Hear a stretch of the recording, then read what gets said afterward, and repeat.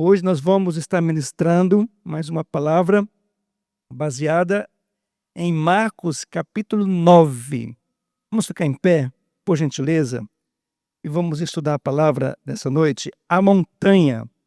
Exatamente porque foi nesse monte que aconteceu coisas extraordinárias, coisas incríveis.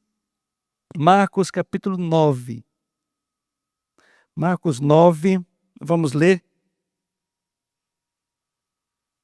versículo 2 até o versículo 8. Podemos ler até o versículo 1 também, que faz parte do contexto de levar a cruz, mas nós podemos entender que faz parte de um todo.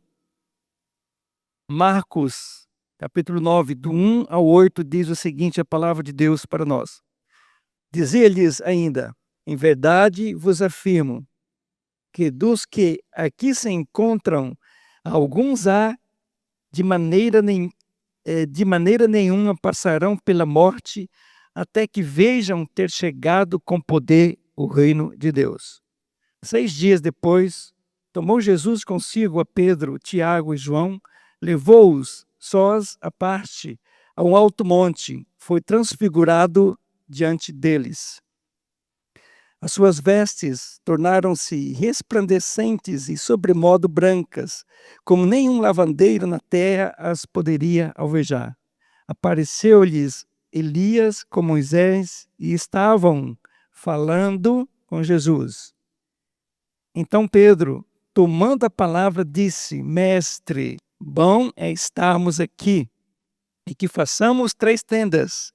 Uma será tua, outra para Moisés e outra para Elias, pois não sabia o que dizer, por estarem eles aterrados. A seguir veio uma nuvem que os envolveu, e dela uma voz dizia, Este é o meu filho amado, a ele ouvi. E de relance, olhando ao redor, a ninguém mais viram com eles, senão Jesus. Amém? Vamos falar com Deus? Baixe sua cabeça, dobre a sua fronte, e vamos nos conectar com o Pai. Ó Deus, nós te agradecemos pela tua palavra. Obrigado, Senhor, porque nesse domingo nós estamos aqui desde as 8 horas da manhã. Alguns chegaram às 7h30 e nos reunimos como um corpo de Cristo, te adorando, te exaltando, participando de uma comunhão tão agradável, participando da mesa do Senhor. E aqui estamos, meu Deus, mais uma vez, te adorando, prestando um culto a Ti. Ó Deus, nós entendemos de que esse estilo de vida é apenas o início da vida que nós viveremos para sempre na eternidade. Obrigado, Senhor. Muito obrigado pela Tua palavra, pelos cânticos, pela adoração. Nós encurvamos nossas frontes diante de Ti, encurvamos os nossos corações. E nós entendemos, meu Pai, que Tu és abençoador, galardoador de todos aqueles que Te invocam. Obrigado pela Tua palavra tão abençoada e nos abençoa sempre. Oramos assim em nome de Jesus. Amém, queridos? Assentem-se, por favor. Bem, queridos, essa passagem aqui, ela é uma passagem conhecida, fala sobre a transfiguração mesmo. A transfiguração de Jesus. Ele estava em um monte, ele estava em uma montanha, um monte Hermon. A Bíblia não diz o nome do monte, mas podemos entender pelo contexto, Jesus ele estava ao norte da Galileia e ele está no monte Hermon, ali. Então Jesus ele foi transfigurado, como nós vimos aqui, nesse texto, na presença dos seus discípulos. Mateus, capítulo 17, do 1 ao 8, Lucas 9, do 28 até o 36, eles relatam esse mesmo episódio. Nós podemos até dar uma olhadinha em Lucas capítulo 9, versículo 28 ao 36. Lucas 9, do 28 ao 36, olha o que diz a palavra, cerca de 8 dias. Lucas coloca 8 dias. Mateus e Marcos, eles falam de 6 dias. cerca, ele não fala com precisão, fala no número de dias aproximado. Cerca de 8 dias depois de proferidas estas palavras, as palavras do final desses versículo 23 até o versículo 27, aqui desse texto de Lucas. Tomando consigo a Pedro, Tiago e João, subiu ao monte com o propósito de orar. Então Lucas, ele diz para nós que Jesus, ele subiu a esse monte com um propósito de adorar. Ele estava querendo falar com Deus, porque oração é falar com Deus.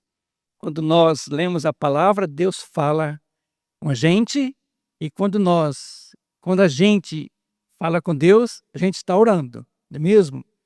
E aconteceu que enquanto ele orava, a aparência do seu rosto, ou seja, a aparência do rosto de Jesus, se transfigurou e as suas vestes resplandeceram de brancura.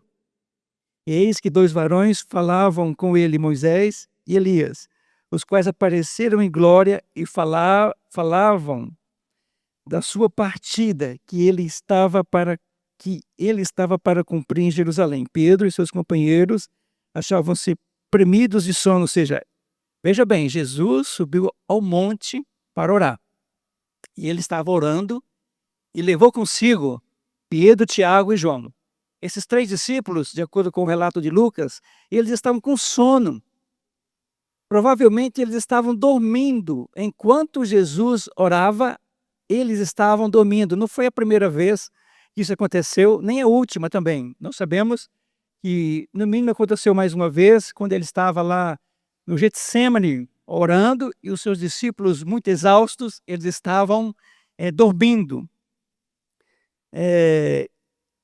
Pedro e seus companheiros achavam-se premidos de sono, mas, conservando-se acordados, viram a sua glória e os 2 varões que com ele estavam. Então, amados,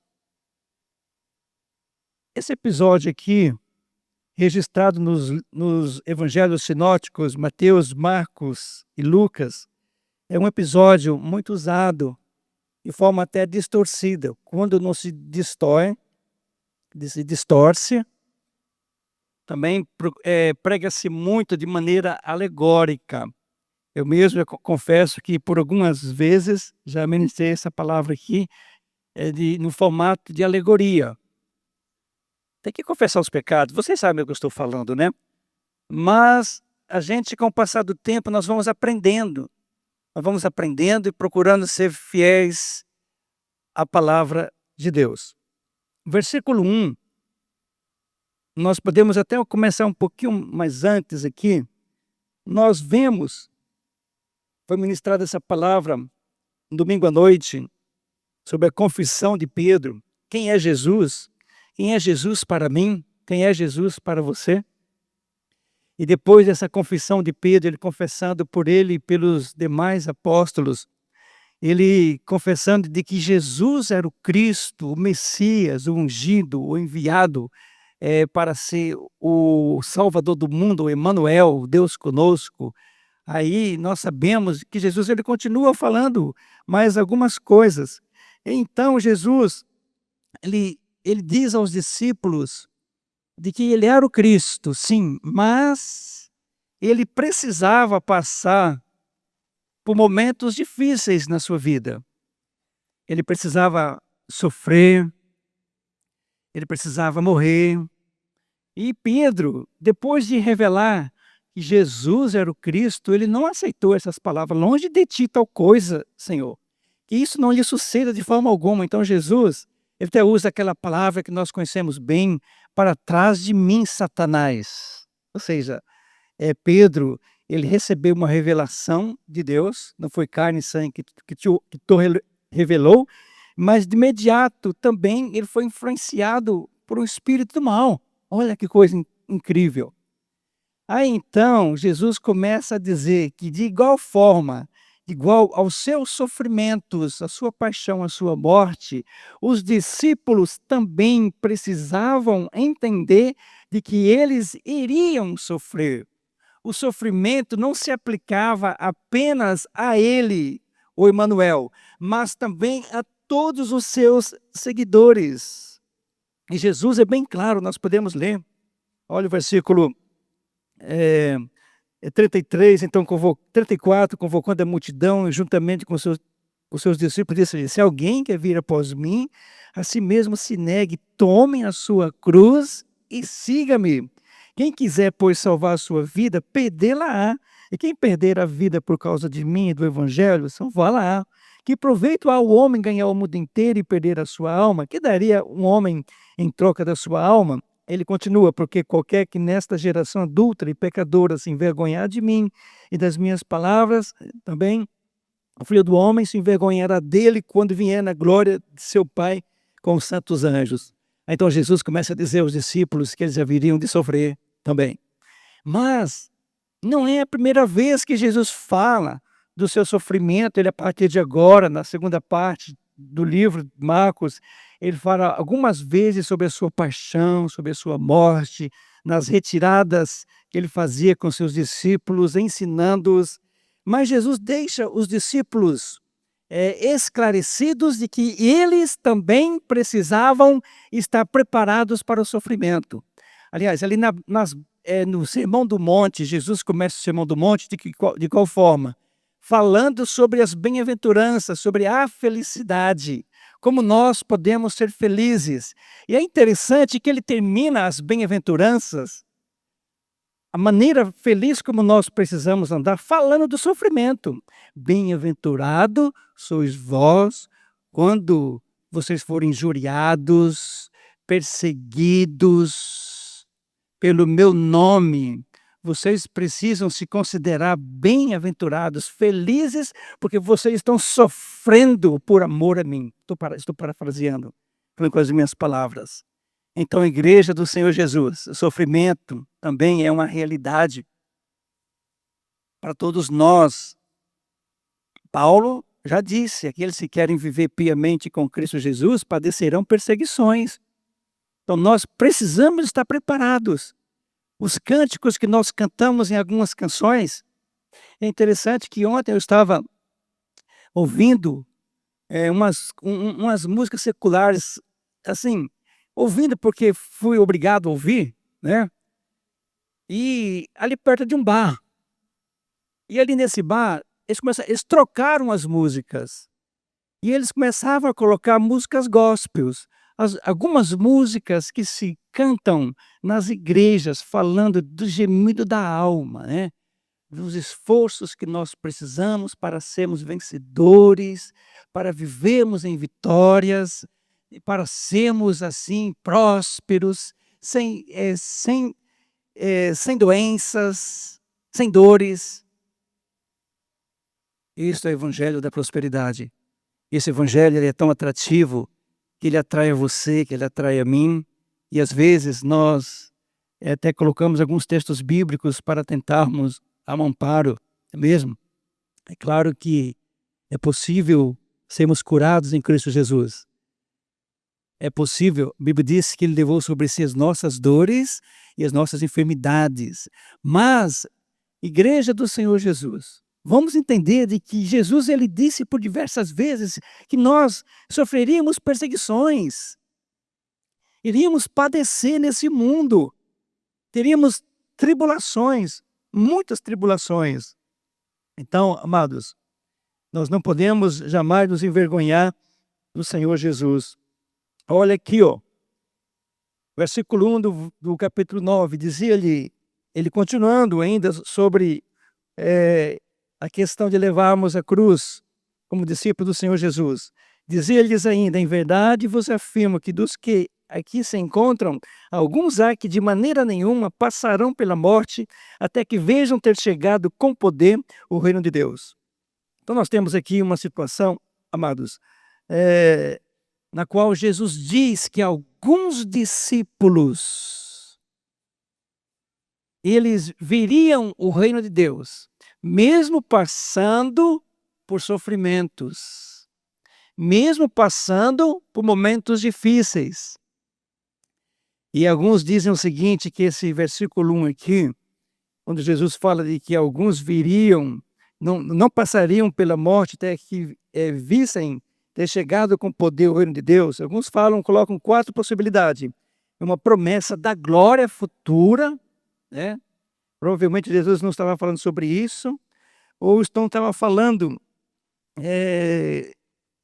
sobre o Pentecostes, ou sobre a segunda vinda de Jesus, que eu já disse, né, que não seria exatamente isso, ou então, exatamente sobre a transfiguração.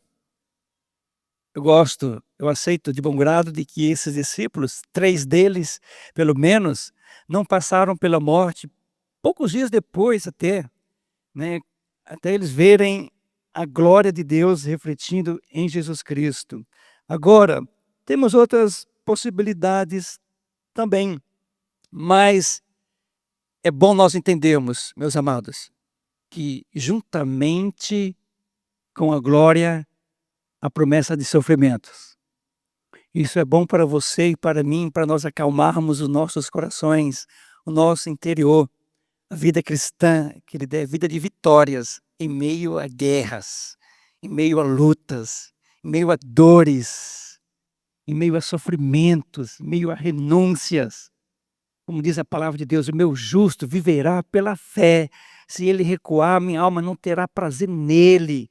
Então, enquanto a vitória não vem, a vitória que você espera, que você deseja, que você anela, se ela não chegar, você precisa estar firmado no Senhor Jesus, fazendo confissões públicas de fé nele. É aquilo que nós estamos fazendo aqui durante esse ano, semanalmente, confessando a nossa fé, uma fé inabalável na pessoa do Senhor Jesus, alicerçadas nas Escrituras Sagradas. Então, queridos, nós precisamos estar atentos sobre essa questão. Olha o versículo 2. Versículo 2 e versículo 3 de Marcos 9. 6 dias depois, tomou Jesus consigo a Pedro, Tiago e João, levou-os a sós, à parte a um alto monte. Foi transfigurado diante deles. Transfigurado diante deles. As suas vestes tornaram-se resplandecentes e sobremodo brancas, como nenhum lavandeiro na terra as poderia alvejar. Sabe, Jesus tomou aqui Pedro, Tiago e João e os levou a esse alto monte. Alguns podem dizer, eles eram mais achegados. Eles eram mais achegados de Jesus, mas na verdade, se nós formos analisar pela palavra de Deus, todos nós somos achegados. Todos os discípulos do Senhor Jesus são achegados. Aí alguém diz o seguinte, mas por que ele levou, por que eles davam primazia? De vez em quando nós podemos ver em alguns episódios, Jesus levando consigo a Pedro, Tiago e João. Primeiramente, eles foram as 3 testemunhas, foram 3 testemunhas do Senhor Jesus que mais sofreram no colégio apostólico, com exceção de Paulo, que sofreu muito, mas muito mesmo. Esses homens, eles eram pilares, Tiago, Pedro e João. Uma segunda possibilidade aqui, que esses 3 homens, eles foram escolhidos por Deus, porque Deus simplesmente os escolheu. Eu gosto dessa colocação. Por causa da soberania de Deus. Ele escolhe a quem Ele quer. Ele abençoa a quem Ele quer. Deus, Ele é soberano. E aprove a esses 3 discípulos, Pedro, Tiago e João, subirem ao monte e eles terem esse privilégio de contemplarem a glória, a transfiguração, Jesus sendo transfigurado diante deles. Ali, ele foi transfigurado diante deles. Olha o versículo 3. As suas vestes tornaram-se resplandecentes, sobremodo branca. Ele foi transfigurado, ou seja, ele passou por uma metamorfose. Olha, a palavra de Deus diz que Moisés, quando ele esteve na presença de Deus por 40 dias, o rosto dele brilhava quando ele desceu do monte. O rosto de Moisés brilhava ao ponto dos israelitas não conseguirem fitar os olhos na face de Moisés. Aí a palavra de Deus diz que Moisés teve que colocar um véu. Ele colocou um véu na sua face para que os israelitas, os chefes, os sacerdotes pudessem se achegar a ele e ouvir palavras de Deus. Então, quando ele ia se apresentar diante de Deus, ele tirava o véu. Mas agora, queridos, nós estamos aqui na presença daquele que é o resplendor da glória de Deus. Estamos aqui perante Jesus Cristo, que é o Senhor da glória, o Senhor glorioso, aquele que fez o sol, a lua, as estrelas, que fez todos os luminares. E Moisés, ele quis por diversas vezes se apresentar diante de Deus. Eu quero ver a tua face, quero ver a tua face. E Deus diz para Moisés: não, Moisés, homem nenhum pode ver a minha face e continuar vivendo. Aí, de tanto ele insistir, Deus permitiu que ele visse, através de uma sombra, em uma fenda, um pouco dos atributos de Deus, um pouco daquilo de quem Deus é. Sabe, amados, mas Pedro, Tiago e João, por graça e misericórdia, preste bem atenção, porque se não fosse a graça, se não fosse a misericórdia de Deus, eles não poderiam ter observado a glória de Jesus ali no monte. Não havia possibilidade nenhuma. Deus foi misericordioso, mais uma vez, com esses 3 homens, porque eles eram pecadores. Não havia possibilidade deles estarem presenciando a glória de Jesus ali naquele monte. Mas Deus permitiu que eles pudessem ver esta metamorfose. Como diz em Lucas 9:29, enquanto Jesus orava, a aparência do seu rosto se transformou e suas roupas ficaram alvas e resplandecentes como o brilho de um relâmpago. Em outras palavras, o exterior de Jesus foi mudado. O exterior de Jesus foi mudado. A glória interna dele foi revelada no exterior. A glória interna que havia na pessoa de Jesus foi revelada através do seu exterior. Ele sempre teve essa glória. Ela é apenas revelada exteriormente no corpo de Jesus. Ela foi apenas revelada naquele momento, né? Olha o que diz João 17:5, Jesus orando. E agora, Pai, glorifica-me junto a ti com a glória que eu tinha contigo antes que o mundo existisse. Eita, Jesus glorioso. Ele foi transfigurado na presença desses 3 discípulos. Olha o que diz 2 Coríntios 4:6. Pois Deus que disse, das trevas resplandeça a luz, Ele mesmo brilhou em nossos corações. Ou seja, hoje, a luz de Deus no meu coração, no meu interior, no seu interior. É por isso que nós temos desejos por Deus. É por isso que nós anelamos estarmos reunidos como um corpo de Cristo. Nós desejamos ler a palavra, adorar, praticar adoração, congregar. Isso é Deus nos alcançando com graça e misericórdia. Ainda, Hebreus 1, do versículo 1 até o 3, olha o que diz para nós. Havendo Deus outrora falado muitas vezes e de muitas maneiras aos pais pelos profetas, nesses últimos dias nos falou pelo Filho, a quem constituiu o herdeiro de todas as coisas, pelo qual também fez o universo. Ele é o resplendor da glória. Olha a transfiguração, olha a glorificação de Jesus. Ele que é o resplendor da glória e a expressão exata do seu ser, sustentando todas as coisas pela palavra do seu poder, depois de ter feito a purificação dos pecados, assentou-se à direita da majestade nas alturas. A palavra de Deus diz que suas roupas se tornaram brancas, muito brancas mesmo. E a palavra diz para nós no versículo 4 de Marcos 9, o texto inicial: apareceu-lhes Elias com Moisés, e estavam falando com Jesus. Elias representando aqui os profetas, Moisés representando a lei.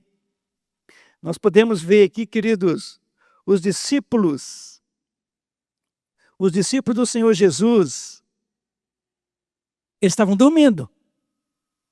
A princípio eles estavam dormindo, eles estavam cansados. Olha o que diz Lucas 24, 31. Então os olhos deles foram abertos e o reconheceram, e ele desapareceu da vista deles. Os olhos dos discípulos foram abertos. Mas, amados, Elias e Moisés, esses dois homens de Deus, estavam conversando com Jesus. Eles estavam falando com Jesus. E eles estavam falando, sabe o quê? Sobre a sua morte, sobre a sua paixão, sobre os seus sofrimentos, sobre aquilo que ele havia de padecer na cruz do Calvário. Qual era o assunto principal ali no monte, naquela montanha? Era o sofrimento, era a morte do Senhor Jesus.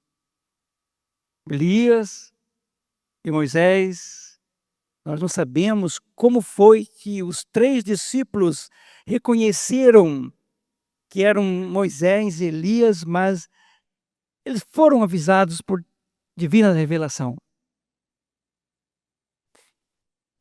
E eles puderam ouvir esse diálogo de Moisés, Elias e Jesus. Repetindo, eles falando sobre o sofrimento de Jesus, sobre a sua morte.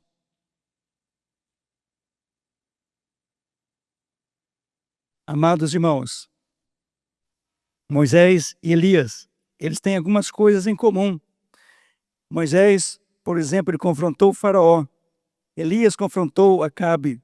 Moisés foge para o deserto para salvar sua vida.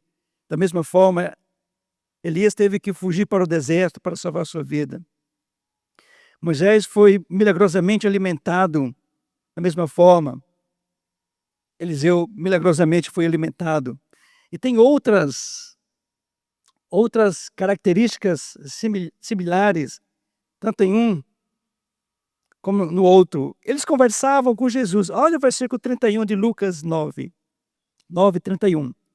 Apareceram em glorioso resplendor e falavam da sua partida, que ele estava para se cumprir em Jerusalém. Esses 2 heróis da fé estavam falando sobre a morte de Jesus. Mas, de repente, os discípulos que puderam presenciar esse diálogo de Moisés, Elias com Jesus, Pedro ficou tão entusiasmado, versículo 5 do capítulo 9 de Marcos. Então Pedro, tomando a palavra, disse: Mestre, bom é estarmos aqui.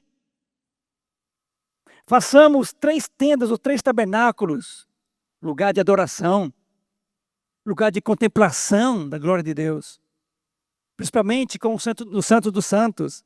Uma será tua, outra para Moisés e outra para Elias. Olha o que diz o versículo 6. Pois não sabia o que dizer, por estarem eles aterrados. Amada igreja, temos 2 situações aqui. Jesus conversando com Moisés e Elias sobre o seu sofrimento, sobre a sua morte. E os 3 discípulos, Pedro, Tiago e João. O que mais chamou a atenção de Pedro, Tiago e João foi o diálogo que eles estavam tendo, ou seja, que Jesus estava tendo com o profeta e com Moisés. Não. O que chamou a atenção dos discípulos foram a glória, a manifestação da glória. Eles ficaram entusiasmados. Nós gostamos da glória, não é mesmo? Inclusive, Lucas diz, eles foram envolvidos na nuvem, naquela nuvem de glória. Deus os envolveu naquela nuvem. Vamos fazer 3 cabanas. Bom é estarmos aqui. Vamos adorar. Vamos contemplar esta glória. Mas nós podemos ver logo mais esse texto, versículo 7, a seguir, veio a seguir. De imediato veio uma nuvem que os envolveu e dela uma voz que dizia: este é meu filho amado, a ele ouvi. Ou seja, Jesus estava conversando sobre a sua morte, sobre os seus sofrimentos. Mas os discípulos não entendiam o que era mais importante.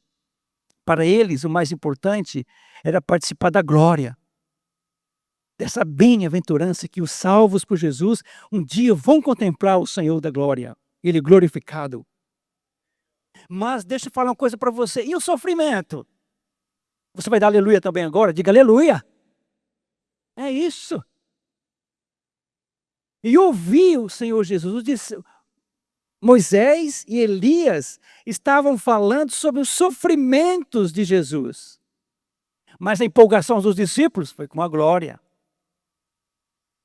Agora, Deus aparece, uma outra pessoa aparece em cena, o Pai, e diz àqueles 3 discípulos: este é meu filho amado, este é meu filho amado, em quem eu me comprazo, ou em quem está o meu prazer, a ele ouvir. Vocês precisam ouvir a ele.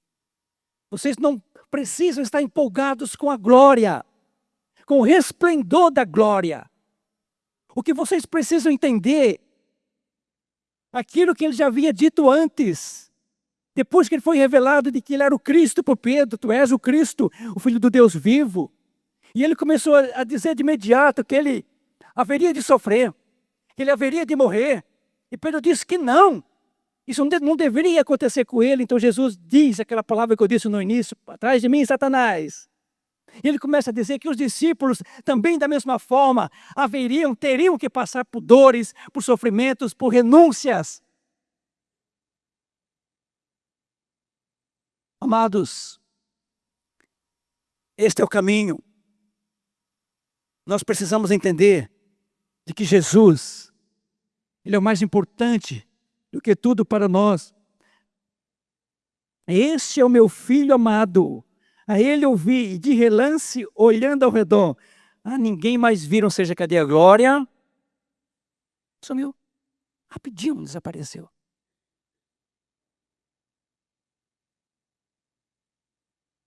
Ninguém mais viram com eles, senão Jesus. Este é meu filho amado, em quem tenho prazer, meu maior prazer. Qual é o maior prazer de Deus para a sua vida? É que você ouça a Jesus, de que você volte o seu olhar para os sofrimentos de Jesus, para a sua paixão, para a sua morte, porque foi através da morte e da ressurreição de Jesus que nós podemos ser alcançados pela graça, pelo Evangelho. Igreja, a glória desse mundo passa.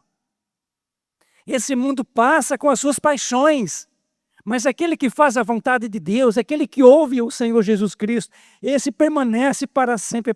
É por isso que nós precisamos continuar, queridos. O propósito da glória é para aqueles que amam a Jesus.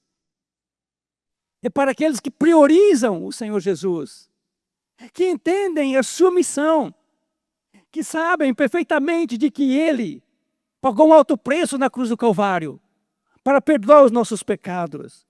E Pedro depois, ele diz para nós, um pouquinho mais adiante, né? Pedro, ele fala para nós, deixa eu dar uma acelerada aqui, 2 Pedro 1, 15 ao 19, mas da minha parte, esforçar-me-ei diligentemente por fazer que a todo tempo, mesmo depois da minha partida, conserveis lembrança de tudo. Porque não vos demos a conhecer o poder e a vinda de nosso Senhor Jesus Cristo segundo fábulas engenhosamente inventadas, mas nós mesmos fomos testemunhas oculares da sua majestade, pois ele recebeu da parte de Deus, Pai, honra e glória, quando pela glória excelsa lhe foi enviada a seguinte voz: este é meu filho amado, em quem me comprazo. Ora, esta voz, vinda do céu, nós a ouvimos quando estávamos com ele no Monte Santo. Temos assim tanto mais confirmada a palavra profética, e fazeis bem em atendê-la, como a uma candeia que brilha num lugar tenebroso, falando da sua vida com Deus, das suas renúncias, dos sofrimentos, até que o dia clareie e a estrela da alva nasça em vosso coração. Amém, igreja? Olha o que diz João, capítulo 1, versículo 14. E o verbo se fez carne. João falando. Um dos três que estiveram com Jesus lá no monte. E o verbo se fez carne e habitou entre nós, cheio de graça e de verdade. E vimos a sua glória, glória como unigênito do Pai. Ainda 1 João 1 diz: o que era desde o princípio, o que temos ouvido, o que temos visto com nossos próprios olhos, o que contemplamos e as nossas mãos apalparam com respeito ao verbo da vida. Escrevemos essas coisas para que a nossa alegria seja completa. Agora, 2 Coríntios 3,18. E todos nós, olha que coisa impressionante, queridos, nós que cremos em Jesus Cristo, e todos nós que com a face descoberta contemplamos, ou seja, nós, hoje, no nosso dia a dia, vivendo um dia de cada vez, contemplamos a glória do Senhor, segundo a sua imagem, estamos sendo transformados de glória, com glória cada vez maior, a qual vem do Senhor, que é o Espírito Santo. Ou seja, uma glória de Deus sendo refletida na sua vida, dia após dia. A glória do Senhor Jesus. O mundo, ele olha para ti e vê esta luz que brilha mais e mais, até ser dia perfeito. Isto chama-se vida com Deus. Viver para a glória de Deus. Priorizar a Jesus acima de todas as coisas, entendendo de que Ele é o seu Salvador, o seu socorro bem presente, e como é bom descansar em Jesus. Como é bom olhar para a palavra de Deus e ver Ele como servo sofredor, como aquele que morreu na cruz para perdoar os nossos pecados e que voltará em glória. Eis a glória para você, mas antes da glória é necessário você passar por momentos difíceis. Não esqueça disso, renúncia, negar a si mesmo, para que você não seja alcançado de surpresa. Em nome do Senhor Jesus, isso não vai acontecer contigo. Amém? Igreja do Senhor Jesus. Continue firme, persistente, lutando pela fé que uma vez foi dada aos santos. Olha, deixa eu falar uma coisa para você. Deus tem glória para você, viu? Ele quer mostrar a glória de Deus, mas é para aqueles que contemplam Jesus. Se você não contempla o Senhor Jesus, você não pode, se você não vive para Jesus, você não pode contemplá-lo. Este é meu filho amado, em quem eu tenho prazer. A Ele ouvir.